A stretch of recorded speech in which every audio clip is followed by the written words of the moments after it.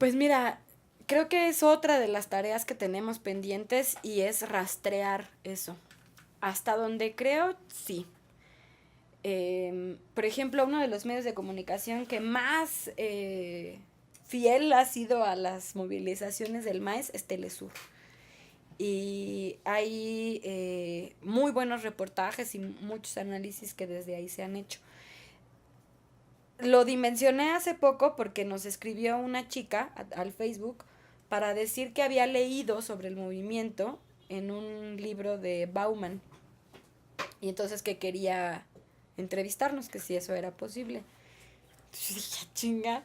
Entonces ya fui y busqué y es una entrevista que le hacen y lo que él, o sea, él dice, bueno, yo leí en Le Monde de un movimiento en México que tiene estas características y entonces habla de una compañera que participó en el MAES hace unos años y entonces Yetzel no sé qué declara que ella en su casa y su familia y el examen y lo que hizo y entonces eso me hace pensar que no solo, o sea, digamos, el, el, el análisis que él estaba construyendo, que podemos compartir o no, estaba basado en una entrevista que leyó de una compañera del MAES.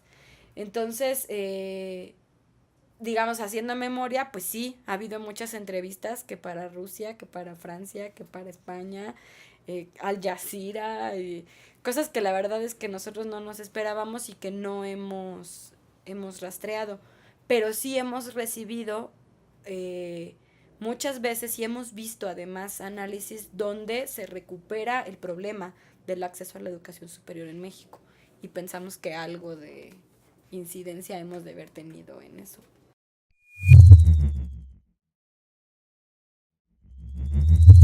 Creo que el tema es muy sensible. En general,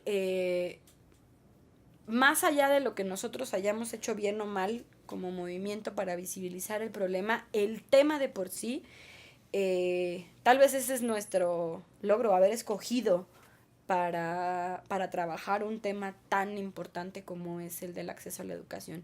Es que de veras hay que estar loco para pensar que es correcto que haya literalmente filas de jóvenes que quieren entrar a la universidad.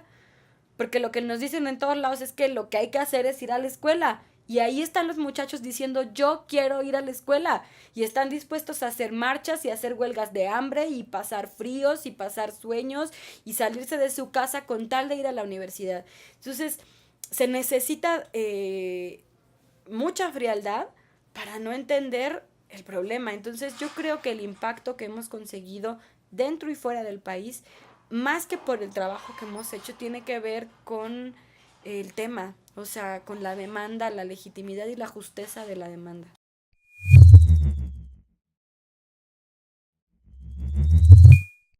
Aprendimos yo creo que desde el 2006 a no despreciar a los medios de comunicación. Claro, hay quien siempre va a hablar mierda, ¿no? La Razón, Crónica, Televisa. Eh, pero de todas maneras, cuando nos piden una entrevista, nosotros la damos. Es decir, pues de que digan lo que quieran a que por lo menos algo de nuestra voz salga, pues mejor, ¿no? Entonces, creo yo que esa disposición a decir lo que tenemos que decir, a donde nos inviten, a donde sea un espacio chiquito, sea un espacio grande, ha sido importante, pero además buscarlo. Entonces, parte importante de una etapa del movimiento donde todavía no hay movilización, es decir, marzo o julio más o menos, es ir a las escuelas. Y entonces siempre hay algún compañero que tiene muy buena relación con un maestro, el que quiso mucho de su bachilleres, y ese maestro nos abre las puertas de la escuela y nos consigue una sala de usos múltiples, y por alguna razón el director acepta juntar a todos los de quinto y de sexto para que vayamos a contarles del movimiento. Todo eso creo que ha influido. El curso que seguimos dando aquí en la Facultad de Ciencias también nos ha permitido conectar con la gente que está buscando entrar a la universidad, que no tiene dinero para pagar un curso, pero que sabe que necesita prepararse eh, y que encuentra aquí, digamos, una organización pues con sus problemas, pero que finalmente se mantiene y consigue darles un curso completo con los temas que tienen que ver. Todo eso creo que ha influido de forma importante.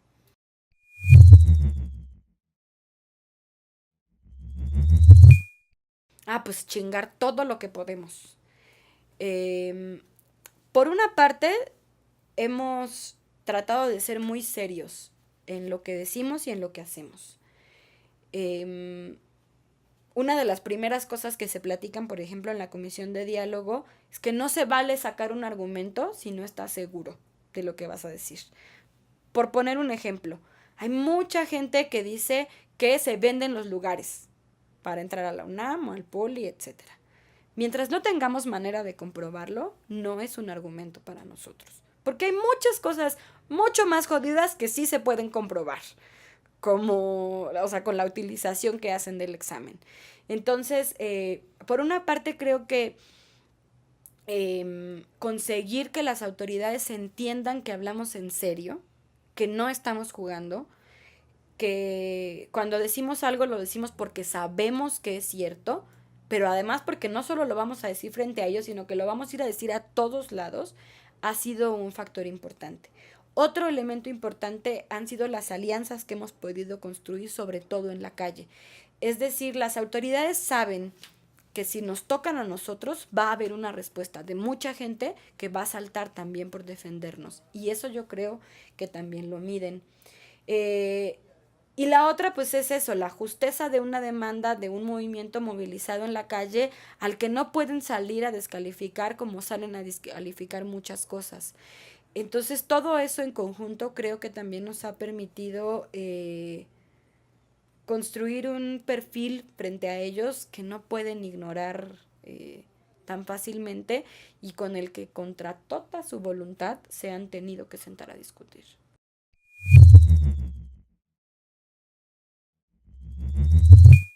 Pues mira, uno que es el al que nos hemos venido enfrentando desde siempre, que es el que te decía hace rato, el de la sobrevivencia. Creo yo que uno de los principales retos para cualquier movimiento hoy movilizado es sobrevivir. Es decir, el nivel de represión, las condiciones en las que uno se encuentra para enfrentar la lucha, cada vez son más complicadas. Esto que yo te decía, digamos, o sea, la banda cada vez tiene menos tiempo para luchar. Hay que trabajar, hay que ir a la escuela, hay que atender familias enfermas, hay que buscar familiares desaparecidos, hay que llorar papás asesinados y todo eso también implica una dificultad organizativa en la cotidianidad. Pero además, pues enfrentar las campañas de descalificación, finalmente yo creo que las autoridades también ya deben estar un poco hartas de nosotros, después de tantos años, pues tienen que seguirse sentando a la mesa y cada vez intentan nuevas cosas para no sentarse o para no construir un acuerdo con nosotros y terminan firmándolo porque sienten que no les queda de otra y van a seguir intentando joder. Entonces, nosotros vemos que va a recrudecerse campañas de difamación, de sí, como de deslegitimación, tanto de los miembros del movimiento como del movimiento completo. Las ha habido, sobre todo en los momentos de mucha visibilidad del movimiento, han llegado campañas fuertes para tratar de descalificarnos. Eh, y la represión cotidiana, digamos. A pesar de que como movimiento hasta el momento no hemos sido víctimas directas de la represión, pues cada vez los compañeros tienen más claro que ir a una marcha nuestra o de alguna otra organización representa un riesgo. Eh, ahora con cierta nostalgia muchos compañeros dicen, ay, la primera vez que me gasearon y cosas así, pero finalmente esas cosas van a seguir pasando y creo que es un reto sobrevivir. Eh, otro gran reto, creo yo, que viene en el corto plazo es conseguir posicionarnos y mantenernos en esta posición de una lucha de izquierda anticapitalista frente a la convulsión social que está en puerta. Creo yo que una de las formas de enfrentarlo va a ser recuperar el origen del movimiento. Yo te decía al principio que lo que nos puso a pensar en el SEM, a convocar al MAES, fue justamente la sexta declaración de la Selva Lacandona. y la iniciativa de articulación, no para conseguir votos, sino de articulación que está proponiendo hoy el Congreso Nacional Indígena frente al proceso electoral de 2018, creo que también va a ser importante, va a ser un reto podernos comprometer con ese proceso organizativo y al mismo tiempo sobrevivir también como movimiento con nuestras propias dinámicas y con nuestras propias necesidades orgánicas.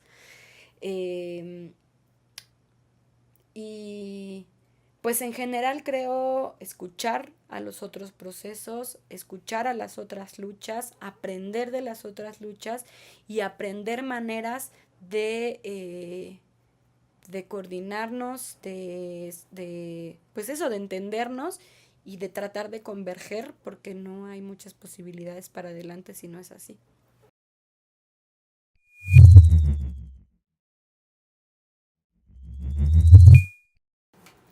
En general hice trampa porque al hablar de las tres preguntas que planteas, yo creo que para todos los casos se necesita un análisis concreto de la situación concreta para decidir una estrategia y una táctica. Es decir, en el caso nuestro, por ejemplo, pues cualquiera podría decir que tanto nuestras demandas como el proceso de lucha que hemos llevado a través de la mesa de negociación con las autoridades, pues es un proceso claramente reformista. Sin embargo, nosotros no nos leemos de esa manera. Es decir, finalmente pensamos que los acuerdos que hemos construido han sido la condición de sobrevivencia para el movimiento. Y esa sobrevivencia nos va a permitir, si se mantiene en algunos años, poder participar de otros procesos de lucha también. Entonces, para nosotros no se trata de una definición de una vez y para siempre, digamos. Es resultado del análisis, cuáles son las capacidades en ese momento, sobre todo eso, cuáles son las capacidades que hay, cuál es el contexto en el que se dan esas capacidades y para qué da la lucha.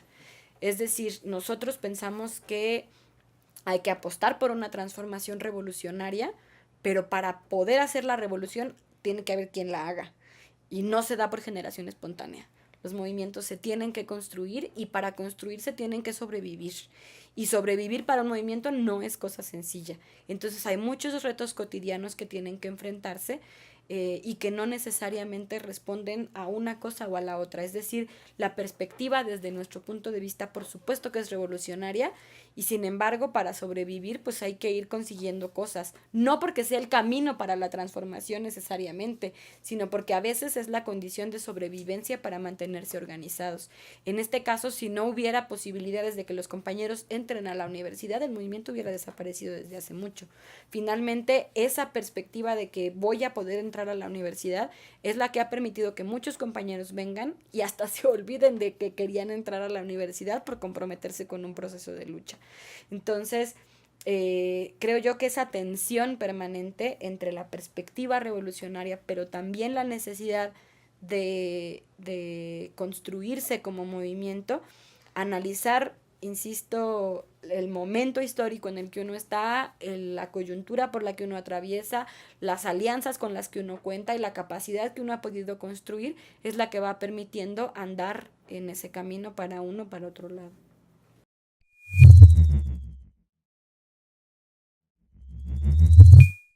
Otra vez, creo yo que los procesos de autonomía, en particular los procesos de autonomía de los pueblos indios que hemos visto en los últimos años en México y en otros países, pero voy a hablar de los de México, son aleccionadores pues desde cualquier punto de vista.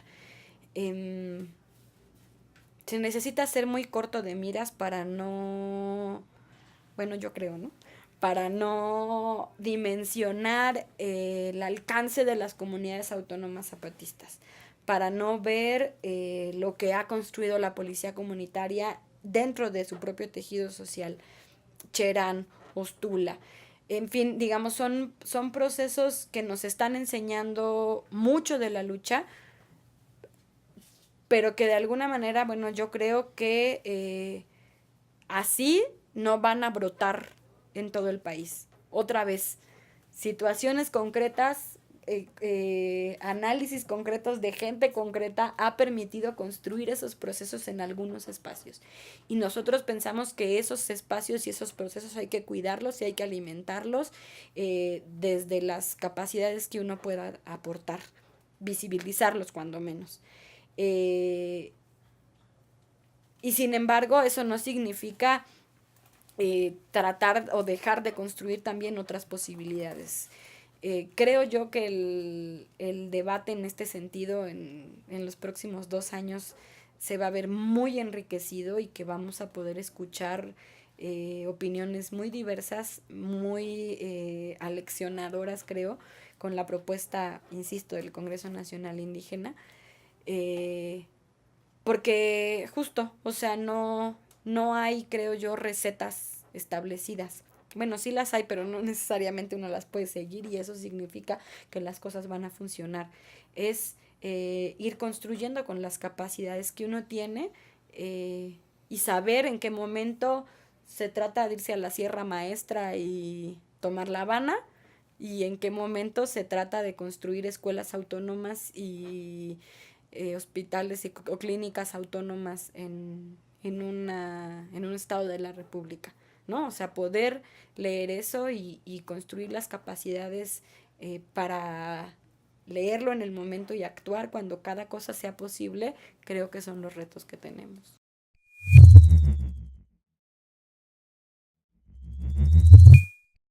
Pues otra vez, habrá momentos en donde el uso de la violencia resulte contra uno mismo y habrá momentos en donde sea el recurso que está a la mano y que puede funcionar. Eh, yo creo que ni la violencia por principio ni el pacifismo por principio funcionan para una estrategia política. Cuando uno está tratando de construir un proceso, tiene que saber hasta qué punto tiene que violentar las cosas establecidas, hasta qué punto tiene que no aceptar las cosas que están pasando con un fuerte nivel de violencia simbólica o real que uno pueda ejercer y en qué momento pues actuar de otras maneras también puede ser útil. Nosotros hasta ahora no hemos apostado por tirar molotovs ni nada de eso. Eh, y sin embargo, creo yo que muchas de las acciones que uno hace cotidianamente son profundamente violentas para el orden establecido. Solamente que los burros, los reprobados, los excluidos de la educación decidan, pues, meterse a las escuelas a tomar clases y rechazar los resultados de un examen, para el orden establecido me parece que es sumamente violento.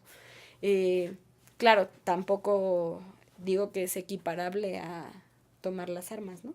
Pero otra vez creo yo que son momentos históricos, que son capacidades, que son oportunidades que uno tiene que saber leer en distintos momentos y optar eh, por la vía de la lucha que fortalezca el proceso.